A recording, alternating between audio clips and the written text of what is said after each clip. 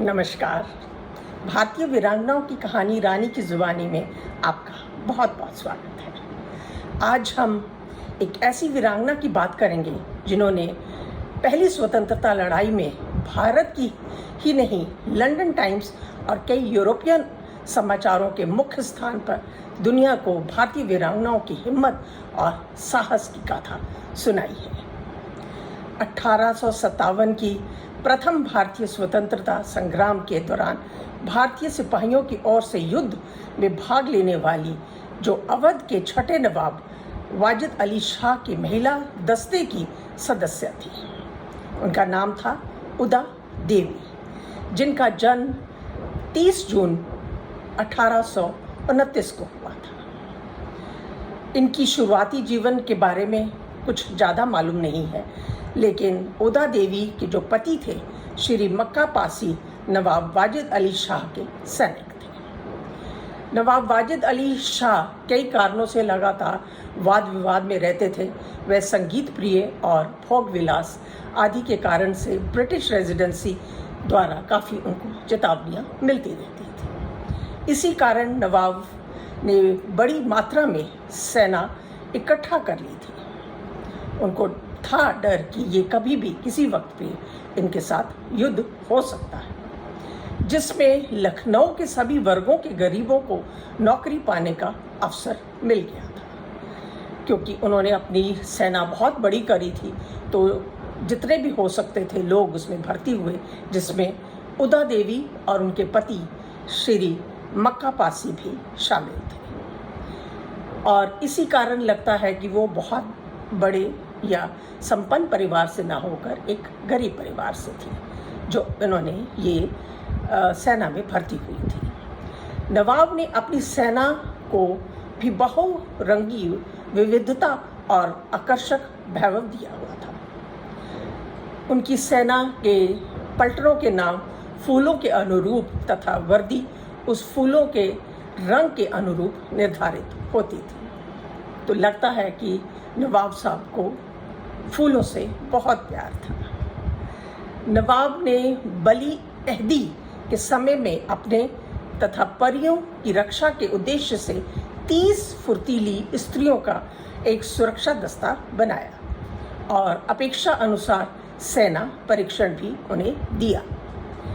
परी से महल बनी उनकी मुंह लगी बेगम सिकंदर महल की खातून दस्ते का रिसालदार उनको बनाया। उनकी जो बेगम थी उनको बनाया और उन्होंने अपनी बहुत सी बेगमों को इस सेना परीक्षण भी उन्होंने दिया था। और उनको ये एक उनके लिए योग्यता थी कि जब ज़रूरत हो तो वो अपने आप का बचाव कर सकती है। और संभव है कि उदा देवी भी पहले इसी दस्ते की सदस्य रही होंगी, और क्योंकि बादशाह बनने पर नवाब ने ये दस्ते को भंग कर बाकायदा स्त्री पलटन खड़ी करी थी, और इस पलटन की जो वर्दी थी उसका रंग काला था।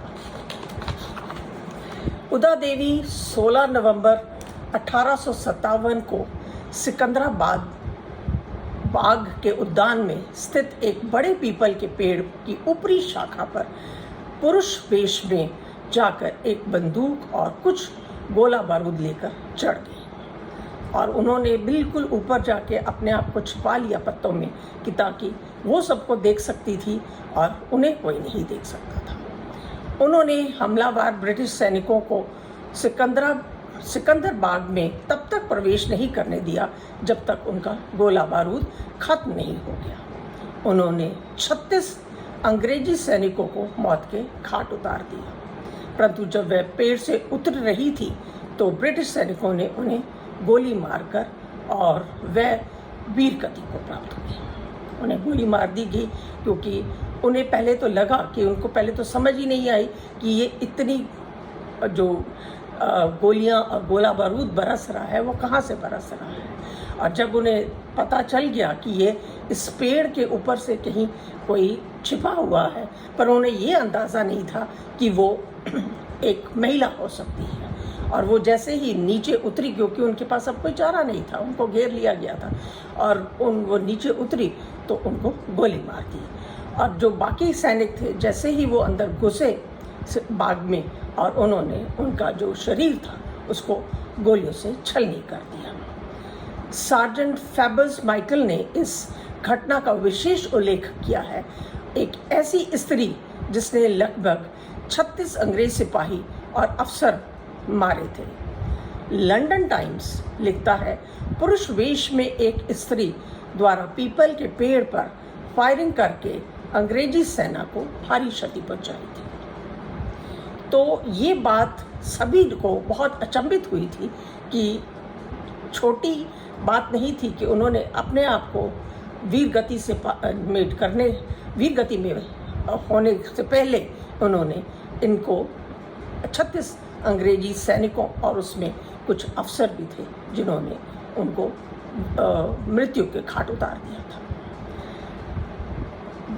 कार्ल मार्क्स ने लंदन टाइम्स के छपी अखबार पर भी अपनी टिप्पणी थी। ये काफ़ी समय तक ये बात सुर्खियों में रही थी। उदा देवी को इसकी प्रेरणा अपने स्वतंत्रता सेनानी पति मक्का पासी से प्राप्त हुई थी, क्योंकि उनके पति भी 10 जून 1857 को विद्रोही सेना के ऐतिहासिक लड़ाई में वीर गति को प्राप्त हुए थे। उदा देवी इसके प्रतिशोध स्वरूप कानपुर से आईं और उन्होंने 36 सिपाहियों को मृत्यु लोक पहुंचाया और खुद भी वीर गति को प्राप्त हुई। इस स्तंभ कर देने वाली वीरता अभिभूत होकर कैल्विन कॉम्बर्ट ने हेड उतार कर शहीद उदा देवी को श्रद्धांजलि दी, क्योंकि ये एक छोटी बात नहीं थी, क्योंकि वो जो कैल्विन कॉम्बर्ट थे वो वहाँ के अधिकारी थे और उन्होंने जब उनके बारे में सुना और उनको जब पता चला तो वो भी अपना मस्तक झुकाए बिना नहीं रह गए और अपनी श्रद्धांजलि दिए बिना नहीं रह सके। मैं ऐसी वीरांगना को नमन करती हूँ और नमन है उस वीरांगना की हिम्मत और उनके साहस पर।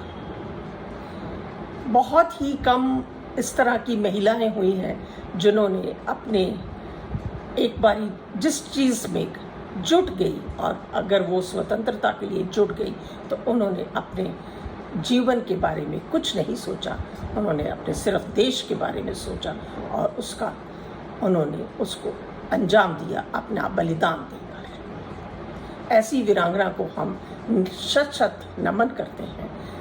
अगली श्रृंखला में एक और ऐसी ही वीरांगना के साथ फिर आप लोगों के समक्ष आऊँगी।